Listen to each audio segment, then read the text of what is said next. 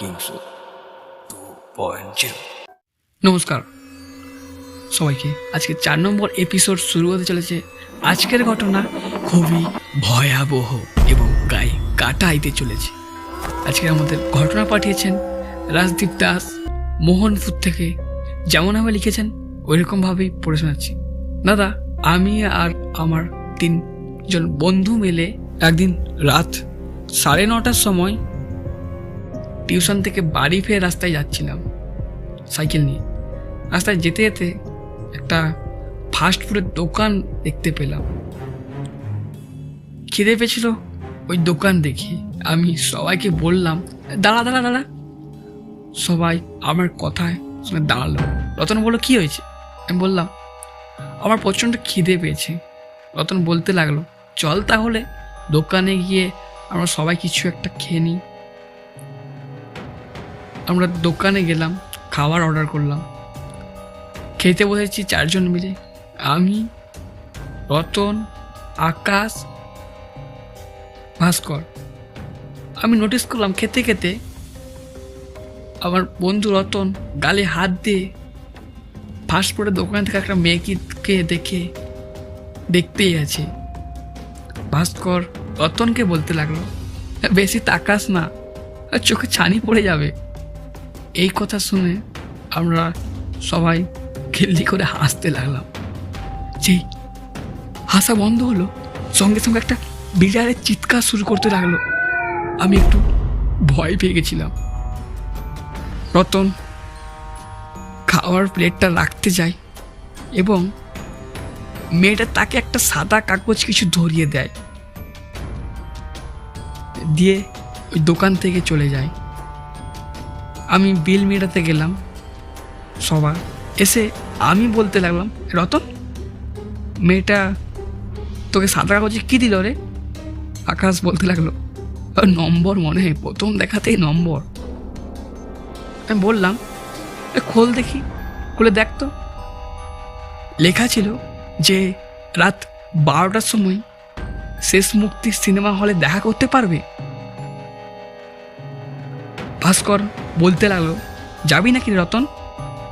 রতন ভাস্কর কথা উত্তরে বলল যাব না মানে, যেতে হবে। আমি বললাম ভাই দেখ, তোরা যা, আমি কিন্তু যাব না। রাত 12টা মানে বুঝতে পারছিস তো। রতন বলল ভাই আমার জন্য এইটা করতে পারবি না তোরা? রতনের কথা রাখতে আমরা সবাই বাড়িতে ফোন করে বলে দিই আমরা আজ ভাস্করের বাড়িতে রাত কাটাবো। ভাস্কর বলল এখন তো 10টা বাজে, ওই দেখ ক্রাম বোর্ড, ক্রাম খেললে সবাই 12টার দিকে সিনেমা হলে যাব। সবাই আমরা ক্রাম খেলতে বসলাম। ক্রাম খেলে ঘড়ি দেখি 11:35। আমি বলতে লাগলাম ওই 11:35 বেজে গেল, চল। আমার কথা শুনে সবাই ক্রাম খেলা বন্ধ করে সাইকেল নিয়ে 4 জনে বেরিয়ে পড়লাম শেষ মুক্তি সিনেমা হল রাস্তায়। গিয়ে ওইখানে টিকিট কাটি। সিনেমার নাম ছিল শেষ শো। টিকিট কাটা বুথের লোকটাকে আমার ঠিক সুবিধাজনক মনে হচ্ছিল না। লোকটা আমাদের 4 জনকে দেখে বলল বিকট কণ্ঠে, শেষ শোটা কিন্তু সাহসী লোকেদের জন্য। আমি একটু লোকটার কথা শুনে ভয় পেয়ে গেছিলাম, কিন্তু লোকটির কথা তোয়াক্কা না করে আমরা সিনেমা হলে ঢুকলাম। হলটাতে ঢুকে দেখি হলটা তো ফাঁকা। অতন বলতে লাগলো মেয়েটা কোথায় বে? মেয়েটাকে তো কোথাও দেখতে পাচ্ছি না, হল তো পুরো ফাঁকা। আকাশ পাশ থেকে বলতে লাগলো আমার ভয় লাগছে ভাই, আমার ভয় লাগছে। আমি নোটিস করলাম কিছুক্ষণের মধ্যেই আশেপাশে সিটগুলো ভরে যাচ্ছে। আকাশ বলতে লাগলো ভাই এক্ষুনি দেখলাম পিছনের সিটে একটা কালো ছায়ার মূর্তি বসে আছে। রতন বলল তুই এখন কি ভূত দেখে নিলিস নাকি? চুপ কর, ভূত ফুত কিছু নেই।